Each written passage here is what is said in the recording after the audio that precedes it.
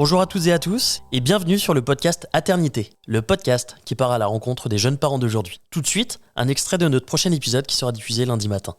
Bonne écoute. Et d'ailleurs, le passage du spermogramme, c'est un moment particulier. Est-ce que tu veux nous le raconter ? Ah bah ça, il va se faire un plaisir. Quelle belle petite anecdote. Ah ouais. L'anecdote du spermogramme. Alors, je prends rendez-vous, j'arrive donc à l'entrée de la clinique et déjà, on m'indique qu'il ne faut pas rentrer dans la clinique comme tout le monde. Non, il faut prendre des escaliers qui me font me diriger dans le sous-sol de la clinique. C'est lugubre. Oh, trop sympa. Voilà. Donc là, je marche tête baissée dans les escaliers qui me font passer, je crois à peu près 100 mètres en dessous du sol. J'entre dans la porte des enfers. J'arrive devant la femme de l'accueil et elle sait, je sais, Et c'est pourquoi tu viens. et elle sait que je sais. Il y a un échange de regards qui est, ma foi, plutôt particulier. Pas désagréable. Mais voilà, pas désagréable, particulier, tout simplement. Elle me dit, monsieur, oui, asseyez-vous, salle d'attente. Bon. Donc là, je me retrouve à croiser les jambes à côté de deux autres personnes qui ne viennent pas forcément pour ça. Attention, il y avait d'autres choses à faire. Ok.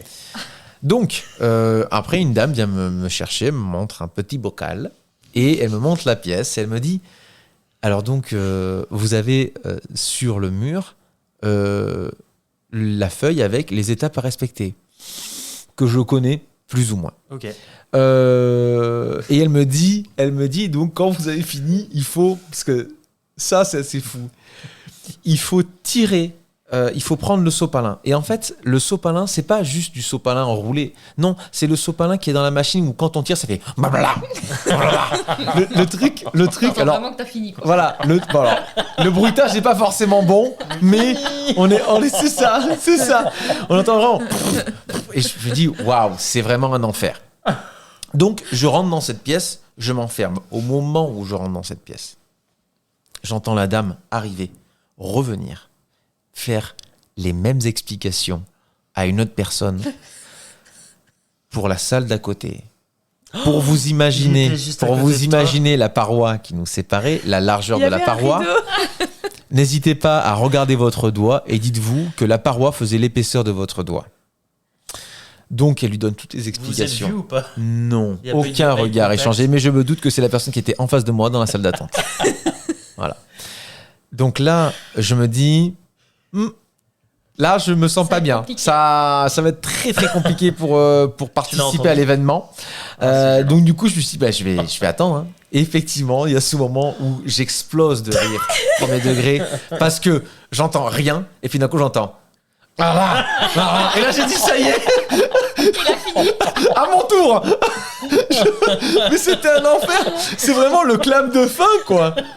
C'est le clap de fin. Et je me suis dit, mais c'est un enfer. Donc, tout se termine. Et donc, on doit laisser le bocal à l'intérieur. Et en fait, c'est ce moment, encore une fois, très gênant, où je sors, je recroise la même personne à l'accueil. Et elle sait que je sais qu'elle sait. Et qu'elle sait que je sais que je sais. Et en fait, elle me dit, prenez ce papier. Et donc, on doit remplir un papier de comment ça s'est passé.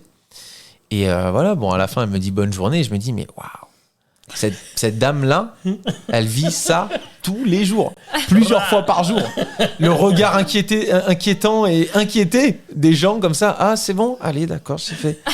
Donc voilà, c'est que c'est un moment particulier. Je suis content qu'il en ait ressorti quelque chose de positif. Mais voilà, courage à ceux qui doivent le faire, évidemment. Et ceux qui l'ont déjà fait, on est ensemble. Hein. Voilà. On se sait. On se sait. Le regard. Ouais, ok, toi aussi, ouais.